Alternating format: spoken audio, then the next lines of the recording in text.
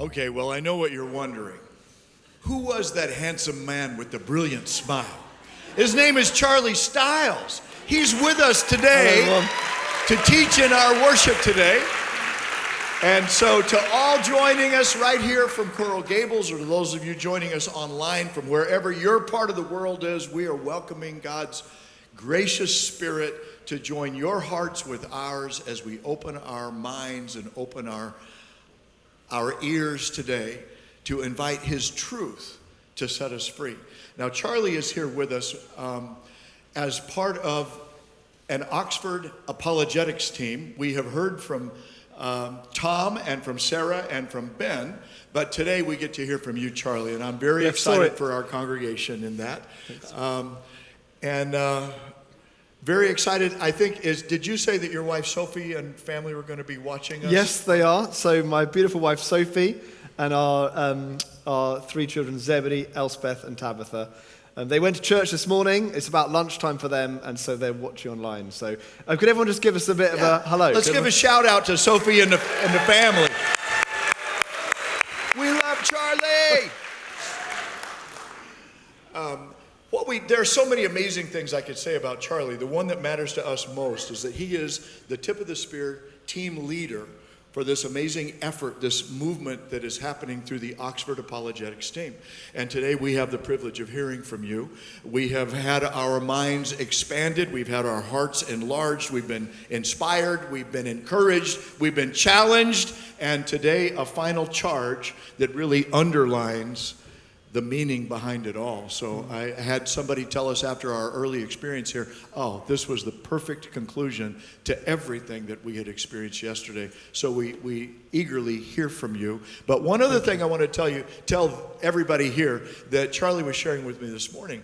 In his role as pastor, and you were pastor for several years, but one church you pastored for 9 years in the UK, and it was the same church that John Wycliffe, whom we know as the famous Bible translator who translated the first Bible into English. If you've ever read an English Bible, we can say thank you to John Wycliffe. But you pastored the same church that John Wycliffe finished his translation at. Yeah, absolutely. So he was an Oxford, you're going back 750 years, and he was an Oxford kind of professor and did all this thinking study, and he just loved the scriptures and he opened them out.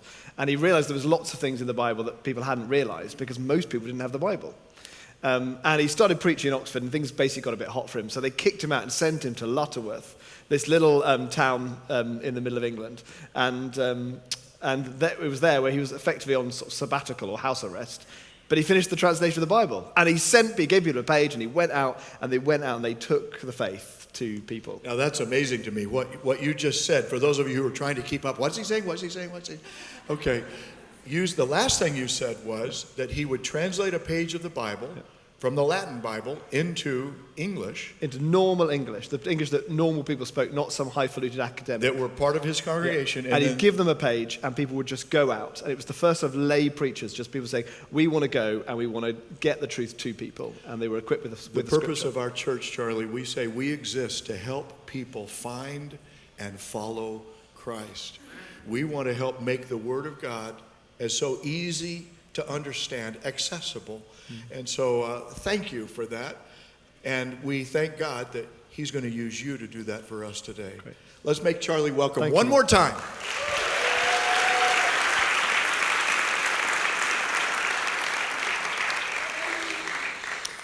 It's great to be here.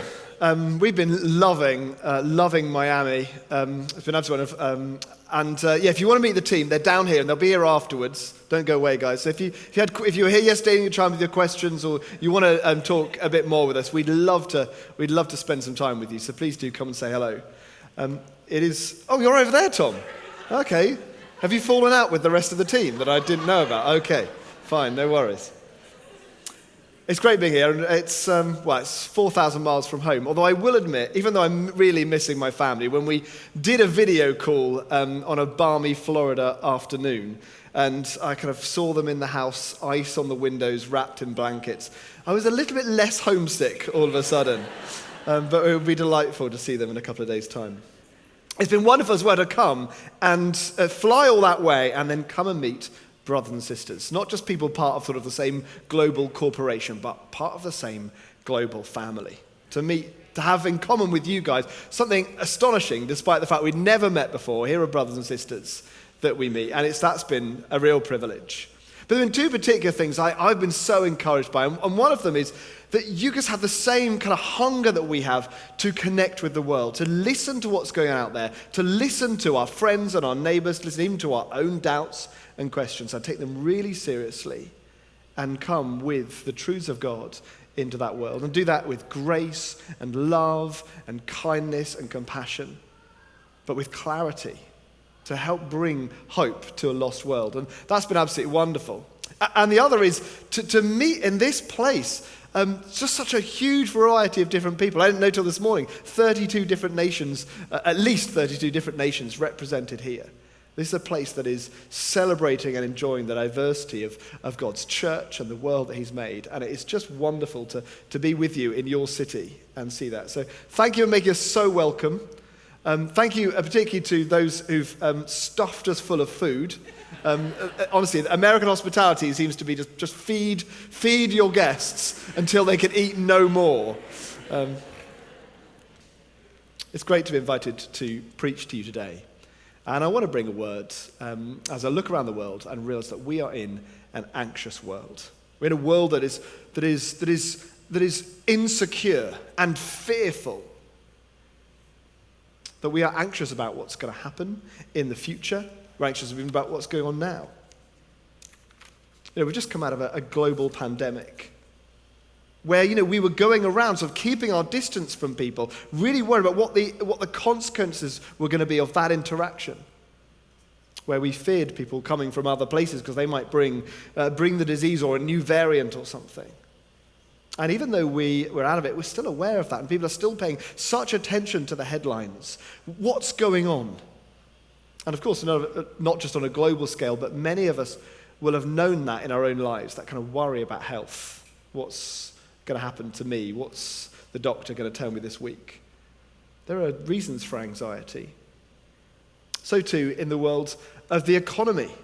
Again, both on a global scale, when the leaders of the global economies meet in Davos for the World Economic Forum, and they share that the growth is slowing down, and there's this increasing narrative that there's not going to be enough. And as there's scarcity, everyone starts being more protectionist. They hold on to what they do. They don't plan ahead. They don't invest. And so the whole conversation is shaped by anxiety about the future. And many of us will know that in our own lives. As the cost of living goes up, we've got a particular crunch at the moment in the UK around our heating bills. But I know that many people will be facing that on a personal level. How do I know where the next paycheck is going to come from? Or is it going to be enough to meet the outgoings? We live in an anxious world, and there are reasons for anxiety. We see this too in our politics as our disagreements get louder. Where there's a tension almost in any of these kind of relationships, where there are some topics that are kind of out of bounds, even in church family, in our own families, and the people close to us, we sort of know that's a no-go topic. And at the heart of that, I think there is a real anxiety about what the future holds, about what's important, about where we can find hope. And we know too that there is a real crisis in mental health. I think it's a pandemic, actually, that could well be more wider reaching and longer lasting than COVID-19, as people are anxious and worried. And maybe you've had that experience yourself in your own life, where you just find yourself waking up in the middle of the night with 101 things that you're worried about. And some of those are good, sort of solid things, that kind of things you've got to deal with, and other things are just big and beyond you. And we are facing kind of real struggle with mental health. And underneath all of those and the many other questions and reasons for anxiety, I think there's a more fundamental question. And it is about us, about each one of us, about who we are and what we're worth. And that's why I think we seek to answer that question in different ways. Because there are different ways of answering the question, who am I, what am I worth? One thing is to say, I'm going to prove myself by production, what I do. Whether it be kind of the family that I care for, that they would grow up well, and how many parents try and sort of prove their own worth through their children's achievements. Whether it's through what we do at work, either reaching a certain level so we get the respect, or earning enough money so that we can be secure. We seek through kind of production, through what we do, we seek to find value, so that just longing that at some point someone's going to say, you are worth it. That's enough. I think too we're seeing it in a lot of identity politics, of how we define ourselves by self-exploration, self-discovery. People are looking within and saying, who really am I?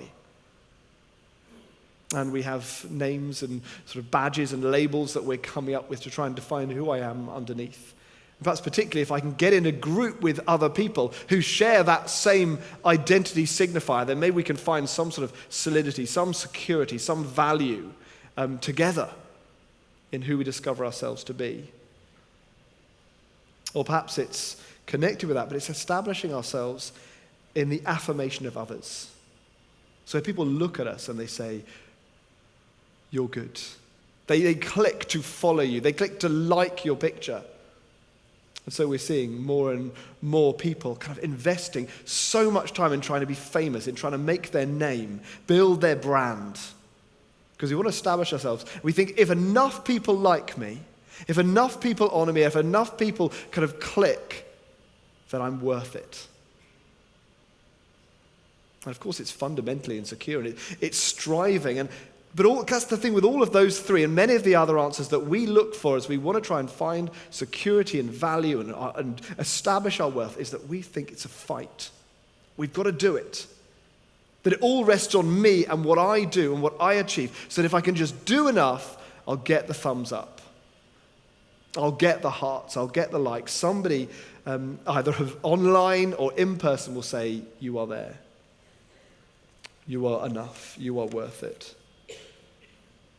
We live in an anxious world, but I think there's a different way. I was a church pastor in Lutterworth for 9 years. And there's a particular day that sticks in my mind. It was a baptism service. Now, for any pastor, a baptism service is a real highlight. Like, it's not that all the other worship experiences aren't wonderful, but that kind of day, those are the things you pray for and you long for. Because it's a moment to be treasured as it marks that sacred moment that marks someone's transition from death to life, transformation and rescue. And there's a certain baptism service I come back to time and time again. There's two young adults in our congregation. I'm going to call them Nathan and Lisa, and both of them had learning difficulties. People who struggle, people who aren't normal, they're so often overlooked, so easily undervalued in our world. Particularly if they have quite significant needs, they can be seen economically as a burden. Here's another statistic of somebody that we've got to kind of support. Or in the social world, they're often inconvenient. In my church, I had somebody with Tourette's, and they would just shout out randomly. And it's incredibly distracting in prayer time. In the world, it is so easy for these people. And so when it came to their baptism service, we were there thinking, how do we help them to tell their story? They weren't particularly eloquent. They were very nervous. We would normally have people come up the front and we'd do a little interview so that they could tell their story. And they didn't really want to do that. So I went round, and it was just a pleasure to spend an afternoon with them filming a recorded interview so that they could tell their story that is so rarely heard. And that day in the church, they were the center of attention, not overlooked, not undervalued. They were in the middle. In fact, I think it was a packed church. I think it was the largest congregation we ever had for a baptism service. The widest group of people invited. And they came along not because of these people's beauty externally or because of their amazing personality, although both those things were true. They came because of their value. They saw in those people not what they would do or they would achieve or what they contribute, but who they were.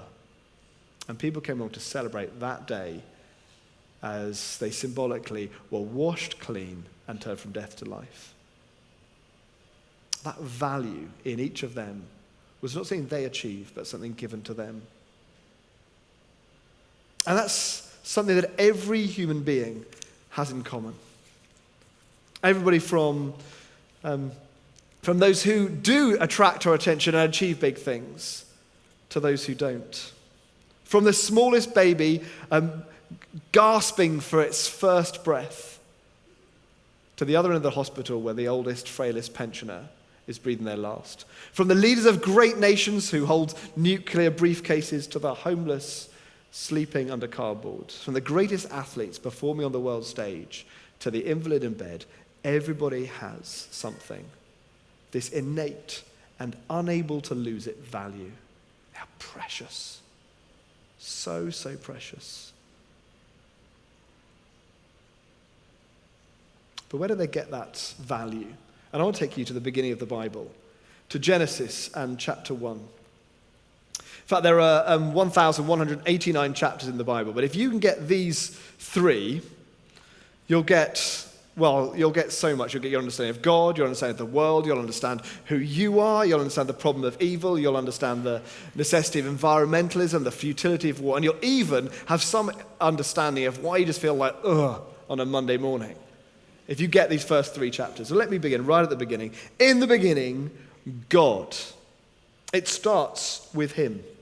He's the author. He was around before the book was begun. It was his idea in the first place. Like Harry Potter asking about J.K. Rowling or Luke Skywalker inquiring about George Lucas. He's the one who began it. In the beginning, God. He is the starting point. He's the center of the story. He's the hero. And he made it all. In the beginning, God created the heavens and the earth. He's the author. And if you want to know what's going on and why, you need to ask him. You need to come to his word. That's why this book is so important, not just because it was translated in Lutterworth and we get royalties, but no, because this is the word of God. This is his truth that provides us a foundation. And so here God makes the world, and it's all its astonishing variety, its unimaginable scale, its minuscule detail, and its colossally unnecessary beauty. God makes it. He makes the sun and the moon, separates light and dark, day and night, makes the sea and the land. He fills the sea with fish. He fills the land with trees and plants and then animals. And then he does something special. See, right in the middle of his universe, there's this little ball of dirt shaped like a bluey-green golf ball, and he does something super special. Something that will require time and energy and even cause him immense heartache. He creates someone a little bit like him. Genesis chapter 1, verse 26. Then God said, let us make mankind in our image, in our likeness, so that they may rule over the fish of the sea and the birds in the sky, over all the livestock, over the wild animals, over all the creatures that move along the ground. So God created mankind in his own image. In the image of God, he created them. Male and female, he created them. God blessed them and said, be fruitful and increase in number. Fill the earth and subdue it. Rule over the fish of the sea and the birds in the sky and over every creature that moves on the ground. Then God said, I give you every seed-bearing plant on the face of the whole earth and every tree that has fruit with seed in it. They'll be yours for food. And to all the beasts of the earth and the birds in the sky, all the creatures that move along the ground, everything that has the breath of life in it, I give every green plant for food. And it was so. God saw all that he had made, and it was very good. And there was evening and there was morning, the sixth day. What do we learn about ourselves from day 6 here? Well, we learn that humanity is God's idea, and it's deliberate. It's specific. He does it. It's his very good idea. We learn about the equality of the sexes. Male and female made in the image of God. Not one above the other, not individually, but they are equal in the image of God. We learn about the equality of the races because these are all of our great-great-great-great-great-great-great-great-great-great-great-great-grandparents, aren't they? And we don't know what color their skin they had. We know here that they're created without, as far as we know, like their value doesn't come from their age or their role or their ability or their education, their productivity or their wealth. Because however you're feeling, you are made in the image of God, and it is very good. Do you see that? Do you think God does this and he gives his instructions, but before Adam and Eve even do anything, do you know what he says? God saw all that he had made and it was very good. It's good because he did it. And God knew what he was doing when he made you. And you can rest in that identity. You are fundamentally, innately, deeply, and inescapably precious. Now, Genesis chapter 3 goes on to explain why it isn't all as good as it is in chapters 1 and 2. But even if the image of God in us is messed up, obscured by our own baggage, it is still there. Technically, in kind of legal terms, this is often called human dignity. And so right at the beginning of the United Nations Universal Declaration of Human Rights, we read this. Recognition of the inherent dignity and of the equal and inalienable rights of all members of the human family is the foundation of freedom, justice, and peace in the world.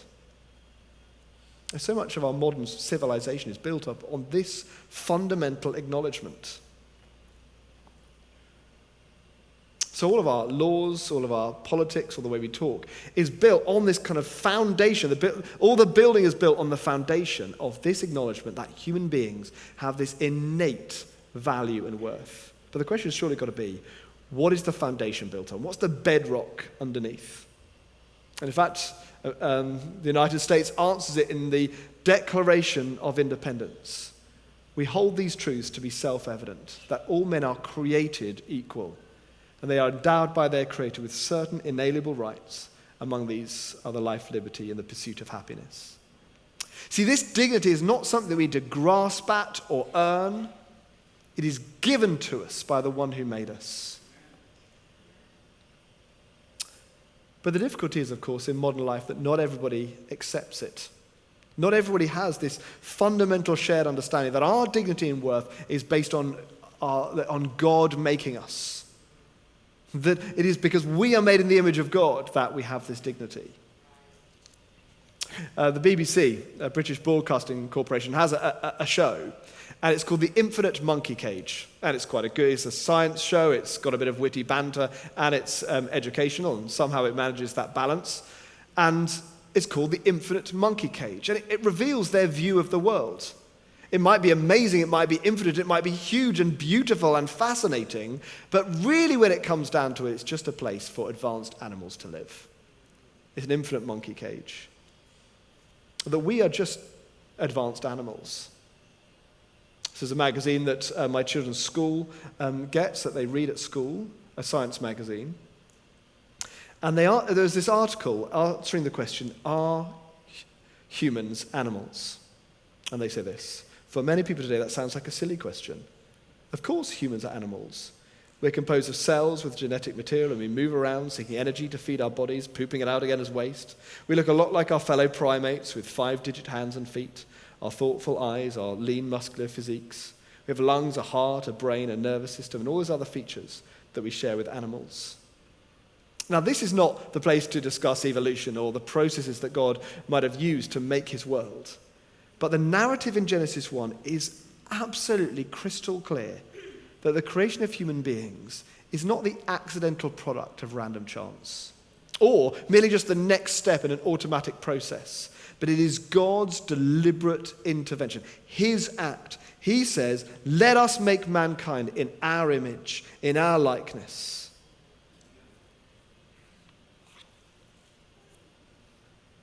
And I'm profoundly concerned about this move to reject not only that God's made us, but also that we have this distinct dignity.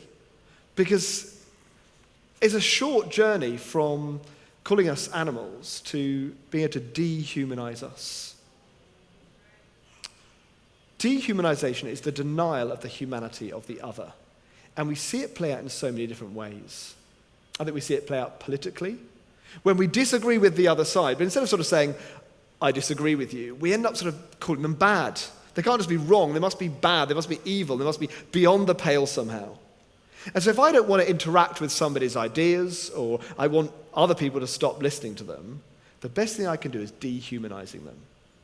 Not consider each of them as individual precious image bearers, but instead to sort of lump them into a group as somehow unacceptable. And so we hear politicians talk about left-wing nutjobs, the wokerati, or right-wing bigots or deplorables. And in this othering, we diminish our view of their image-bearing dignity. I mean, it can be even worse online, can't it be? Somehow the distance and the kind of the potential anonymity of online enables people to say things about each other they wouldn't say across the dinner table. And it isn't just theory or some loud voices in our culture. This leads to some very practical consequences for real people. And only a few years ago, a certain president tweeted in relation to undocumented migrants, "You wouldn't believe how bad these people are. These aren't people, these are animals." Or we had a commentator in the UK who wrote a column where she referred to refugees fleeing violence in the Middle East as cockroaches. And that dehumanizing of the other has a terrible track record. And so it was that Heinrich Himmler, one of the closest colleagues of Adolf Hitler, said there's nothing particular about man, he is but part of this world. And they created a movie that depicted Jews as rats. Similarly, during the Rwandan genocide, the Hutu officials called Tutsis cockroaches that needed to be cleared out. The dehumanizing of the other enables us to overlook, reject, or even destroy them. And we see this working out in racism, where somehow I managed to put somebody with a different skin color or a different passport into a different category and deny their essential value as a human being. We can see it work out economically, where people are not individual precious image bearers, but are reduced to units of economic production or consumption. And therefore the corporation can crunch the individual and pay them less than a living wage because they're producing, because it loses sight of the individual. Or the sales team can adopt manipulative practices to sell people stuff they can't afford and get them into debt that they'll never repay. It's only possible to treat people that way, surely, if we overlook their inherent value, their dignity and worth. You'll have all been following, I'm sure, our little royal soap opera with Harry and Meghan. And the release recently of his memoir. But I don't want to get into the politics of it. You can find me afterwards if you want to rant. But there's a wonderful quote that I found immensely interesting. Was talked about his time in Afghanistan. And he was asked how many people he'd killed. So my number, 25. It wasn't a number that gave me any satisfaction, but neither was it a number that made me feel ashamed. Naturally, I'd have preferred not to have that number on my military CV or on my mind, but by the same token, I'd have preferred to live in a world where there was no Taliban and a world without war. While in the heat and fog of combat, I didn't think of those 25 as people. You can't kill people if you think of them as people. You can't really harm people if you think of them as people. They were chess pieces removed from the board, bads taken away before they could kill goods. I've been trained to otherize them, and trained well. If we want to destroy people, the fastest route is to dehumanize them. But it also has a whole nother flip side, which is not just about us otherizing or dehumanizing others, it's even about ourselves, having our own understanding of our value and worth, devalued. So perhaps you've been badly treated at work or school, and each day kind of requires gritted teeth and a lowered head just to survive. And you're being bullied. Have you ever wondered what's quite so damaging about bullying? Why it's quite so insidious and dangerous? Because what bullying does to somebody is not just bruise their back when you slam them up against the locker or hurt their feelings when you say something unkind. It's more than that. Bullying, continued bullying, it defaces someone's self-understanding of their worth and dignity. People who are abused end up believing they are worthless. They can even end up believing that they deserve the bad treatment they're getting. It denies their true value and the beautiful truth that a person's a person, no matter how small. And many of us want to restate that fundamental acknowledgement that we find in the Universal Declaration of Human Rights, recognition of the inherent dignity and of the equal and inalienable rights of all human beings. We want to reaffirm that. But it's hard in our society. In fact, even though we might claim that as a broad conclusion, I want to kind of give you an illustration, really. There's a British historian called Tom Holland. He writes this in his book, Dominion, The Making of the Western Mind. He says, if secular humanism derives not from reason or from science, but from the distinctive course of Christianity's evolution, a course that in the growing numbers in Europe and America has left God dead, then how are its values anything more than the shadow of a corpse? What are the foundations of its morality? His argument in his book, and it's well worth reading, as somebody who appreciates the contribution of Christianity whilst not being a believer, is he effectively says this: if we acknowledge that our values come from the Christian story, so we know that people have dignity, and underneath the bedrock, at least used to be, that people have worth because they're made by God, what happens if you move out that story? What happens if you take the bedrock away? Surely it ends up fundamentally insecure. Or to give you another illustration, imagine you've climbed the tree of the creation, in God's creation of man. You go out onto the branch of human dignity, and then you start sawing away the branch. You want the branch, you want human dignity, but you start cutting it off from its source in our creation as image bearers of God.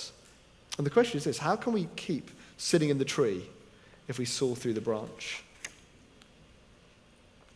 And that insecurity, that kind of inevitable wobble when we remove the bedrock, or when we begin cutting through the branch, leads us to incredible insecurity, anxiety, and fear. And so you have 50 million Americans experiencing issues with mental health. In 2021, 48,183 Americans died by suicide. That's about 1 every 10 minutes. Globally, around 800,000 people die from suicide each year, and that's twice the number that die from homicide. More people are killing themselves than are killed by others.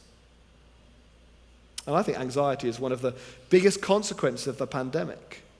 And I think it stands behind a lot of our polarized politics and identity struggles. If we cut the tie between us and the one who made us, we end up fundamentally insecure. And yet people are seeking hope. One of the most asked kind of big questions on Google last year was this: is everything going to be okay? People want something. They're worried, they're fearful, they look to the future in ignorance, and yet they're looking for something. In Genesis chapter 3, it tells the history of humanity. So Genesis 1, God makes the world in his image. Genesis 2, he zooms right in on Adam and Eve. Genesis 3 tells us that human beings have wandered from God. So we have moved from unspoiled image bearers to the messy and baggage-laden people that we know ourselves to be. Because in Adam and Eve, we rejected God's order and usurped the top spot. We placed ourselves in the driving seat. We decided that we should be the arbiters of what's right and wrong. We undervalued the privilege of being human, and we set ourselves up as gods, a role we were not designed to fulfill. And the consequences have been catastrophic. The first child born into the world doesn't see his brother as a fellow image bearer, but hates him as a competitor. And so the first family row ends in murder. And the ensuing family tree is death and life. He's born, he lives, he dies. He's born, he lives, he dies. Joy, sorrow, pleasure, pain, kindness, wickedness. The image of God is still there, but like the Mona Lisa covered in soup, it's not clearly perceptible. And what's visible is a bit of a mess.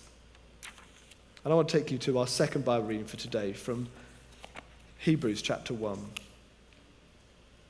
In the past, God spoke to our ancestors through the prophets in many times and in various ways. But in these last days, he has spoken to us by his Son, whom he appointed heir of all things and through whom he made the universe. The Son is the radiance of God's glory and the exact representation of his being, sustaining all things by his powerful word.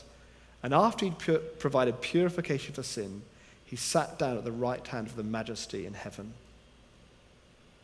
Less than a month ago, we celebrated Christmas, when the second person of the Trinity became human being, became like one of us. You want to know if human beings are valuable?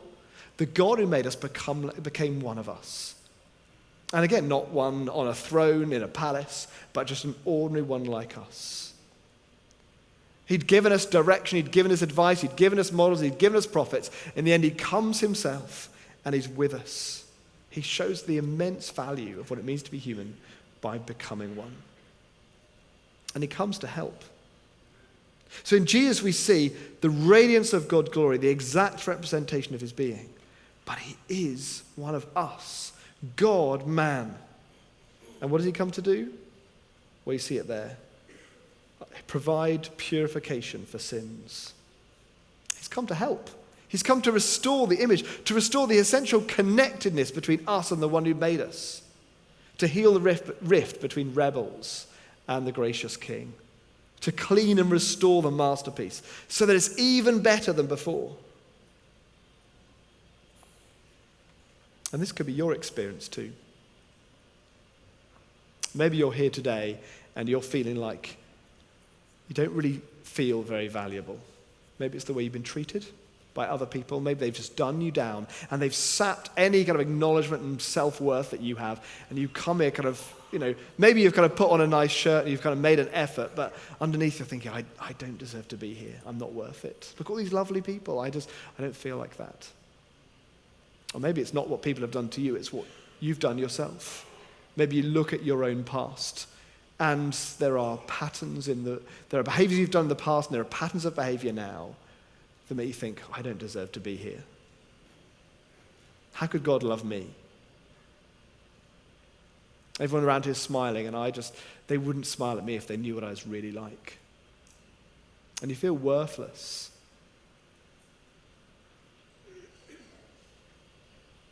Or you could be here thinking that you're pretty good, thanks very much. You could drive in a nice car, and everyone looks at you and they know you tithe and they know you do well, so they're quite glad you're part of the church. Or maybe you're particularly gifted, and maybe you're the sort of person who's up on the platform, or everyone knows how successful you are. You've made it, and you kind of swagger in, thinking, I know I'm worth it. I could be in a L'Oreal advert. I'm good looking. I'm successful. I'll tell you, that is an insecure way to build your foundation of value and worth. It will not survive. One day you'll get older, and despite the best plastic surgeons in Miami, you won't look quite as good. And we know what's happened with inflation, so the value of your bank balance might not be quite as much as it is. And one day you'll end up in a box anyway, and you can't take it with you. So maybe you are here today, and actually you've got this puffed up sense of self-worth, but maybe you realize that it's not actually very secure. It's pretty fragile. Maybe it's in the bank balance or in the reputation. Maybe it's on social media with a number of people who like you and follow you. Maybe it's that you're kind of building up this kind of reputation for yourself. Or maybe it is that it's all future, but you know where you're going. You're on a plan. You might be the beginning of the career, but you know it's going to work out eventually. Or you're trying to establish your brand. You know you're going to get there eventually, and you're going to do it. And you're striving to kind of establish that. When enough people like me, I'll be worth it. I tell you, it's not going to work. It's like trying to build on nothing. So yeah, it might look all right for now. In fact, houses without foundations can look pretty beautiful. In fact, if you don't build foundations, you can make the house look nicer. But when the storm comes, it's worthless. We need to come back to this fundamental understanding of who we are before God. And it's nothing you do, it's nothing you earn, it's nothing you have to strive for, amazing. It's truly liberating. It is your value as one made by God, and more than that, one saved by God. You see, if you've been chasing your own security, your own value, and your own worth, you need to turn from it. And Jesus says, turn. He doesn't say turn in a condemnatory way, turn because you're out of here. No, he says, come to me. Stop chasing things that don't fulfill. Come to me. If you're here and you're feeling worthless, he says, come to me. I know what you're really like. I know you're more wicked even than you realize. And yet I love you because I know how valuable you are. You're mine. You're precious. I made you in my image and I came to save. We sang some wonderful songs earlier. Bill and I were just in tears over there. I'm really glad I brought a hanky, actually. I was kind of, whoa. But there's some great songs. How about this one we sang? I am chosen, not forsaken. I am who you say that I am. I am who you say that I am. You are for me, not against me. I am who you say that I am. I'm really tempted to sing right now, but it'd be the wrong key and it would ruin the moment. But isn't that true that it's who he says we are? It's his verdict on our lives. And you know what? He sees through the flashy suit and the nice car. But he also sees through the addiction. And he wants to say something true to you who've been downtrodden all the time. He wants to reset it so that you hear his voice. I am who you say I am.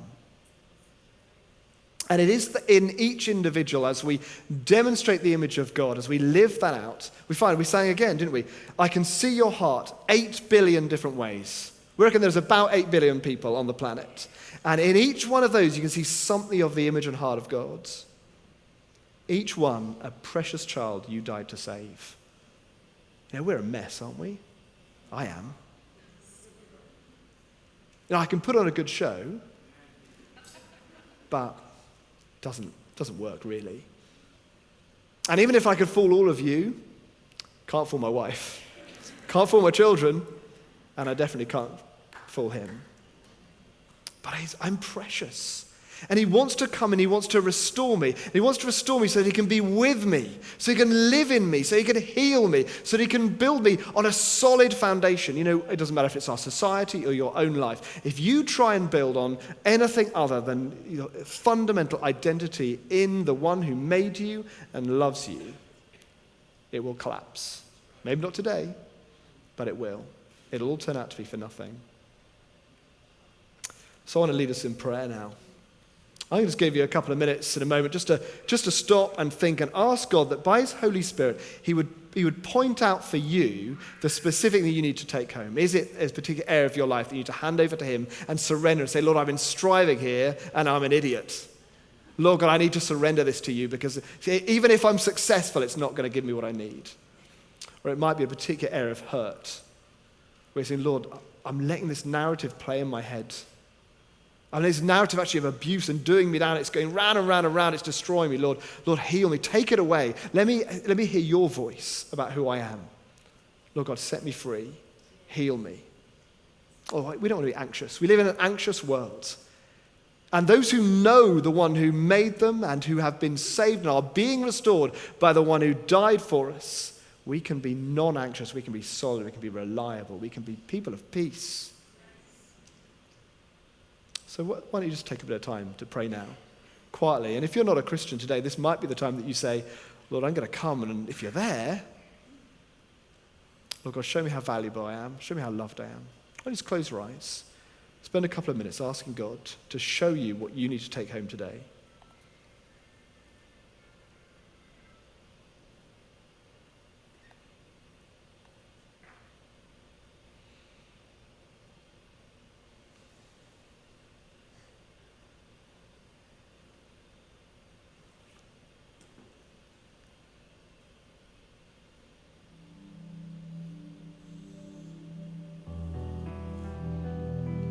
If I can ask you just to bow your heads, I'm going to lead us in a prayer. I think it's a prayer if you're not a believer and you want to give it a try. You're thinking, God, I want to come to you. It's the same prayer though, actually. If you've been walking for a while and there are things you need to leave behind. Let's bow our heads and let's pray. Lord God, I know that so often I believe things that are not true about me and about others. Lord, I know that I don't always live your way. And I try and set up and establish my own identity and worth and purpose and value without you. Thank you, Lord, that you know me, that you love me, that you see in me value that I don't even understand. Lord God, help me to come to you. Pull me down in those places where I'm proud and striving. And build me up in those places where I'm hurt and damaged. And Lord, would you restore me? Would you restore the masterpiece that you have made, that I might be more beautiful than before, and that I might give you glory. Lord God, I come to you on your terms, knowing that I am who you say that I am. Lord God, by your Spirit, would you do this? Just ask you to keep your heads bowed. And if that's a prayer you've prayed for the first time, would you just put your hand up where you are? Just want to know so that we can make sure we can offer you the support. It's an important kind of stage in life just to say, no, this is me. And I'm coming to you, Lord, on your terms. We'd love to talk with you afterwards. The pastoral team here or some of the occupational team would love to help you if there are issues, questions that are still remaining for you.